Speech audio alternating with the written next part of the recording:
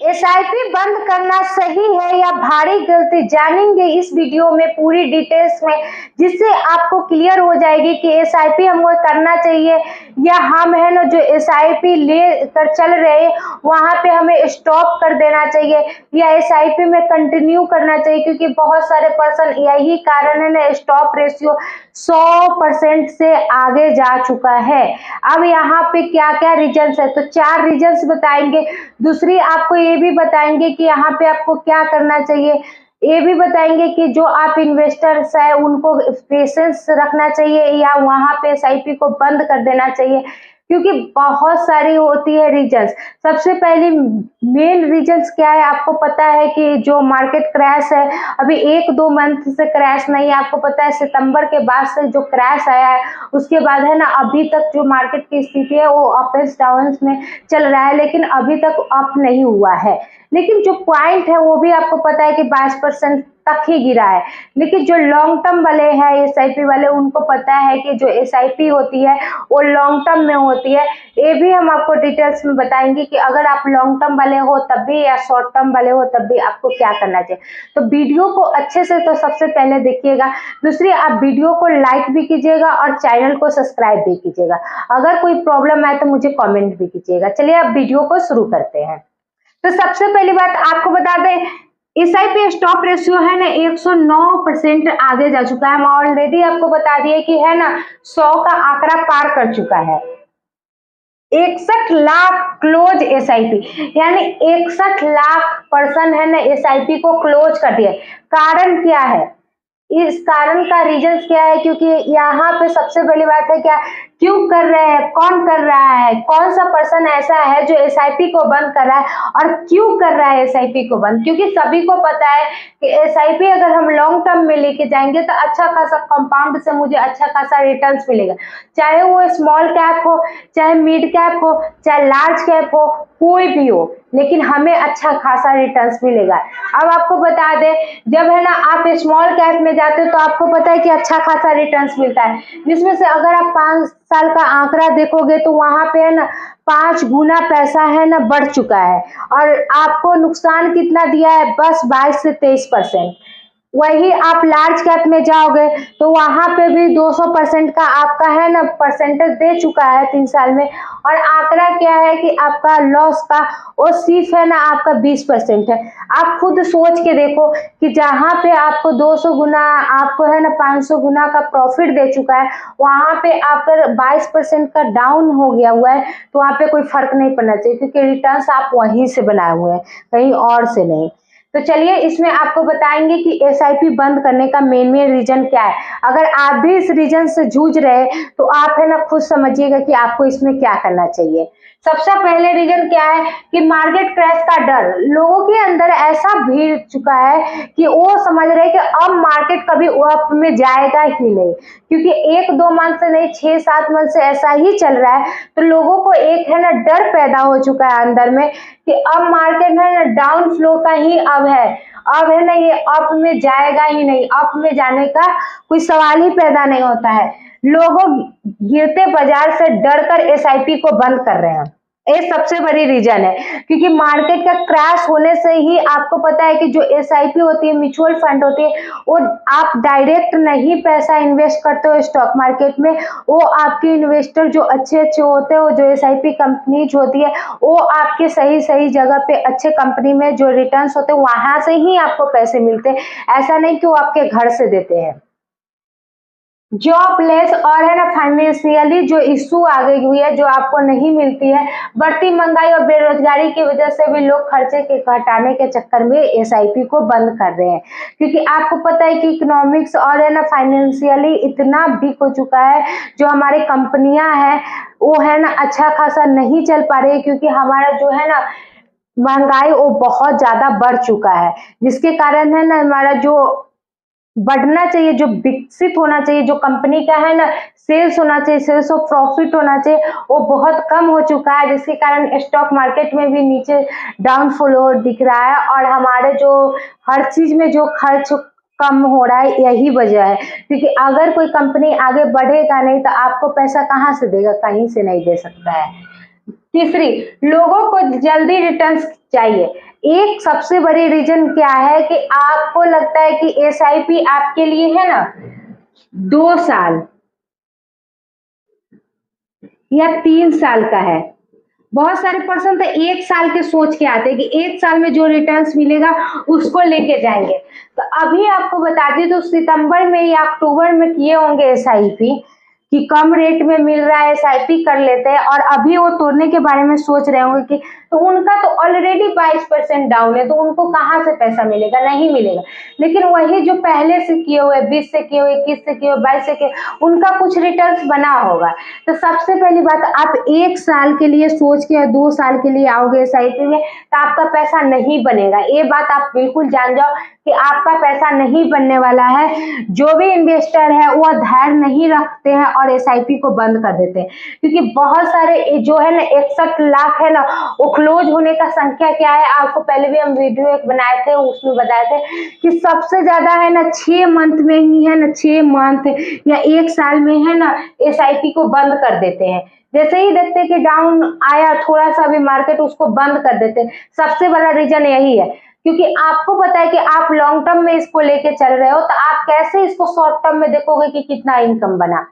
Short term के लिए आप बिल्कुल मत सोचिए, क्योंकि अगर आप 20 साल के लिए इसे छोड़ देते हो तो आपको पता है 1 करोड़ रुपीज आपका हो जाएगा। इससे ज्यादा हो सकता है लेकिन इससे कम नहीं हो सकता अगर आप 5,000 से करते हो तो इसलिए कभी भी आप एसआईपी को लॉन्ग टर्म के लिए रखिए। ये नहीं कि आपका धैर्य खोया और आप है ना इसको बंद कर दिए। म्यूचुअल फंड का खराब प्रदर्शन, यानी म्यूचुअल फंड को देख रहे हैं कि खराब प्रदर्शन आ रहा है, बस वो एसआईपी को बंद कर रहे हैं। कई फंड का है ना जो सालाना रिटर्न्स है वो खराब दिखा है, जिसकी वजह से भी एसआईपी को बंद किया जा रहा है। कई साल से हो रहा है, लेकिन आप कैसा म्यूचुअल फंड चूज कर रहे हो ये भी तो ध्यान में रखना है। आपका लार्ज कैप है, मिड कैप है, या कौन सा है वो भी ध्यान में रखना होता है। ऐसे ही आप नहीं कर सकते, तो इसलिए आपको ये चीज को ध्यान में रखना चाहिए।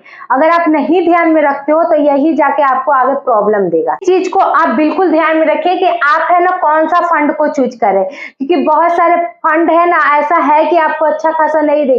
अगर आप स्मॉल कैप में जा रहे हो तो आप कितना यूज कर रहे हैं ये भी देखना है।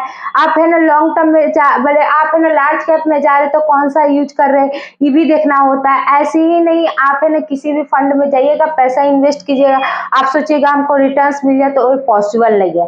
सबसे पहले तो आपको रिसर्च करना पड़ता है, चाहे आप कोई फंड में पैसा डालो तब या स्टॉक मार्केट में डालो तब।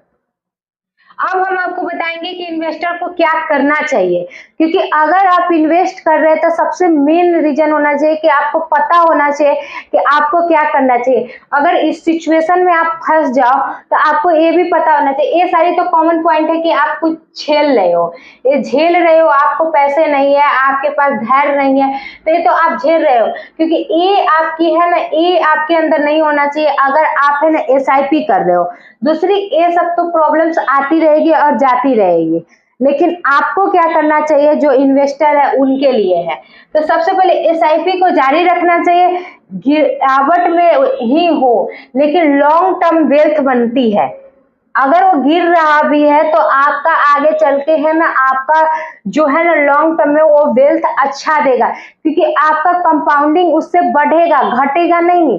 अगर आज आपको है ना यहाँ पे 15% दिख रहा है, तो वही है ना जो लॉन्ग टर्म में उसको ज्यादा जो है ना ज्यादा पैसे लगाएंगे उनको है ना कम रिटर्न्स मिलेगा, लेकिन आप कम में लोगे तो आपको ज्यादा रिटर्न्स मिलेंगे। इस बात को आप ध्यान में रखिए। जैसे स्टॉक मार्केट में क्या होता है कि अगर कोई शेयर आपको 100 रुपये में अभी मिल रहा है तो आप नहीं लिए, लेकिन वही शेयर आपको आगे चल के है ना 500 में मिल रहा है, तो जो 100 में लिया उसको तो ऑलरेडी है ना 400 का प्रॉफिट हो गया, और इसमें जो प्रॉफिट होगा वो अलग।